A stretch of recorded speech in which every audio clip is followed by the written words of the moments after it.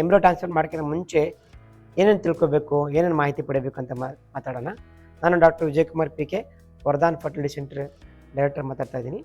ನಮ್ಮ ಸೆಂಟ್ರಲ್ಲಿ ದಿನನಿತ್ಯ ಅಂದರೆ ತಿಂಗಳಿಗೆ ಮಾಡ್ತಾ ಇರ್ತೀವಿ IVF.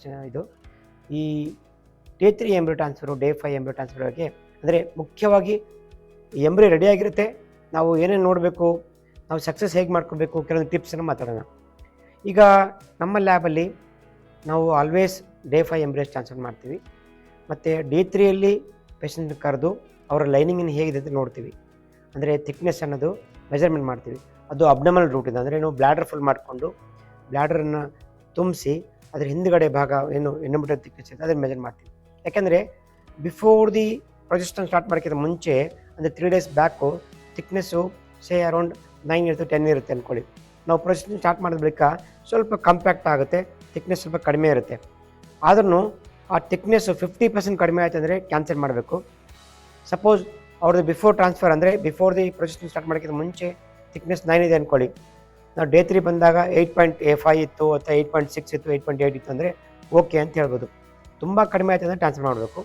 ಬಟ್ Day 3ಯಲ್ಲಿ ನಾವು ಥಿಕ್ನೆಸ್ಸನ್ನು ಟ್ರಾನ್ಸ್ ಅಬ್ಡಮಲ್ ರೂಟನ್ನು ಚೆಕ್ ಮಾಡ್ತೀವಿ. ಅದು ಆವ್ರೇಜ್ಗಿಂತ ಜಾಸ್ತಿ ಇದ್ದರೆ ಅಂದ್ರೇನು 80% ಅಷ್ಟಿದ್ರೆ ನಾವು ಟ್ರಾನ್ಸ್ಫರ್ ಮಾಡ್ಬೋದು. Day 3ಯಲ್ಲಿ ಯಾಕೆ ಮಾಡ್ತೀವಿ ಅಂತಂದರೆ, ಒಂದು ಅದು ಲೈನಿಂಗ್ ಕರೆಕ್ಟಾಗಿದೆ ನೋಡ್ತೀವಿ, ಮತ್ತು ಆಕ್ಸಿಸ್ ನೋಡ್ತೀವಿ. ಅಂದ್ರೇನು ಸರ್ವಿಕ್ಸಿಂದ ಯುಟ್ರೈನ್ ಕ್ಯಾವಿಟಿಗೆ ಈಸಿ ಆಗುತ್ತೆ ಟ್ರಾನ್ಸ್ಫರ್ ಅಂತ ನೋಡ್ತೀವಿ. ಯಾಕೆಂದರೆ ಅಲ್ಲಿ ಬೆಂಡ್ ಇದ್ದರೆ ಅಥವಾ ಅಕ್ಯೂಟ್ಲಿ ರೆಟ್ರೋಫ್ಲೆಕ್ಸ್ ಅಂದ್ರೇನು ಅದು ಹಿಂಗಿರುತ್ತೆ, ಒಂದ್ಸಲಿ ಹಿಂಗಿರುತ್ತೆ. ಯುಟ್ರಸ್ಸು ಯಾವುದೋ ಭಾಗದಲ್ಲಿದ್ದರೆ ಅದಕ್ಕೆ ನಾವು ಮುಂಚೆನೇ ಪ್ಲಾನಿಂಗ್ ಮಾಡ್ಬೋದು. ಯಾಕೆಂದರೆ ಎಂಬ್ರಿಯೋ ಟ್ರಾನ್ಸ್ಫರ್ ಅನ್ನೋದು ಟ್ರೈಮ್ಯಾಟಿಕ್ ಇರಬೇಕು. ವಿತಿನ್ ಎ ಶಾರ್ಟ್ ಸ್ಪ್ಯಾನಲ್ಲಿ ಅಂದರೆ ವಿತಿನ್ 1 to 3 minutesಲ್ಲಿ ಆ ಎಂಬ್ರಿಯೋನ ಅಲ್ಲಿ ಹೊರಡೋಗಿ ಬಿಡಬೇಕು.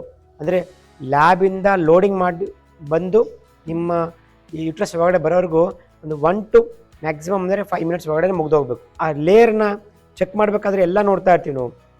ಅದಕ್ಕಿಂತ ಮುಂಚೆನೂ ನೀವು ಏನಾದರೂ ಡಿಫಿಕಲ್ಟ್ ಇತ್ತು, ಲಾಸ್ಟ್ ಟೈಮು ಅವ್ರದ್ದು ಫೇಲ್ ಆಗಿತ್ತು IVF ಅಂದರೆ ಆ ಪ್ರೀವಿಯಸ್ ಎಂಬ್ರಿಯೋ ಟ್ರಾನ್ಸ್ಫರ್ ಡೇಟಾ ನೋಡ್ಕೊಳ್ಳಿ. ಅದು ನೋಡ್ಕೊಂಬಿಟ್ಟು ಡಿಫಿಕಲ್ಟ್ ಇತ್ತಾ, ಡಿಲೇ ಆಗಿತ್ತಾ, ಅದು ಟ್ರಾಮಾಟಿಕ್ ಎಂಬ್ರಿಯೋ ಟ್ರಾನ್ಸ್ಫರ್ ಆಗಿತ್ತು, ಅದೆಲ್ಲ ನೋಡಬೇಕಾಗುತ್ತೆ.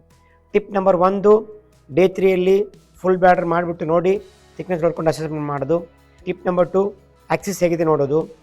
ಟಿಪ್ ನಂಬರ್ 3, ಏನಾದರೂ ಫ್ಲೂಡ್ ಬಂದಿದೆಯಾ ಅಥವಾ ಥಿಕ್ನೆಸ್ಸು ಸರಿಗೆ ಆಗಿಲ್ವಾ ಅಥವಾ ಕಡಿಮೆ ಇದೆಯಾ ಅಂತ ನೋಡೋದು. ಆಮೇಲೆ ಟಿಪ್ ನಂಬರ್ 4, ಸರ್ವಿಕ್ಸಲ್ಲಿ ಕೆಲವೊಂದ್ಸಲಿ ಪಾಲಿಪ್ ಕಾಣಿಸುತ್ತೆ ಅಥವಾ ಸರ್ವಿಕಲ್ ಮ್ಯೂಕಸ್ ಜಾಸ್ತಿ ಇರುತ್ತೆ, ಅದನ್ನು ನೋಡಿಕೊಂಡು ನಾವು ಡಿಸೈಡ್ ಮಾಡಬೇಕು. ಟಿಪ್ ನಂಬರ್ 5, ಆ ಪೇಷಂಟ್ಗೆ ವಿತ್ ಅನಸ್ಸೆ ಬೇಕಾ ವಿತೌಟ್ ಅನಸ್ಸೆ ಬೇಕಾ ಅಂತ ಮೊದಲೇ ಡಿಸೈಡ್ ಮಾಡಬೇಕು. ಯಾಕೆಂದರೆ ಕೆಲವರೆಲ್ಲ ಅಪೆಂಡಿಷನ್ ಇರ್ತಾರೆ, ಅದನ್ನೆಲ್ಲ ನೋಡಬೇಕು.